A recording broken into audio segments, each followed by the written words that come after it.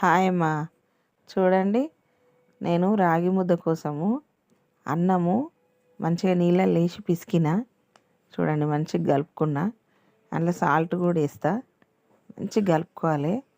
ఇప్పుడు కొంచెం సాల్ట్ వేసుకుందాం, సరేనా? రాగి ముద్ద నైట్ పూట తింటే చాలా మంచిదమ్మా, సరేనా?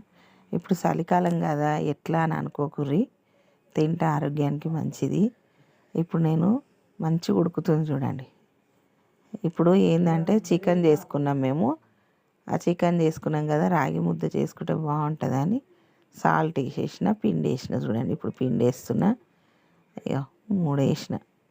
3 మంచిగా చూసుకోవాలి, కలుపుకుంటా చూసుకుంటూ వేయాలి. చూడండి, నేను కలుపుకుంటా ఎంత పడుతుంది అనేది చూసుకుంటూ వేస్తున్నా. నాకు తెలుసు, కానీ మీకు కూడా తెలియాలి కదా అన్నట్టుగా నేను మీకోసం చూపిస్తున్నా ఎంత వేయాలి, ఎంత వేస్తే బాగుంటుంది అనేది. ఇప్పుడు 2 మినిట్స్ ఆగిన. చూడండి, అగో మంచిగా గట్టి పడ్డది. మంచిగా కలుపుకుంటున్నాం, చూసిన. స్టవ్ ఆరిపేసి మంచిగా ఇప్పుడు కలుపుకుంటున్నా. చూసిరా, గట్టి పడ్డది.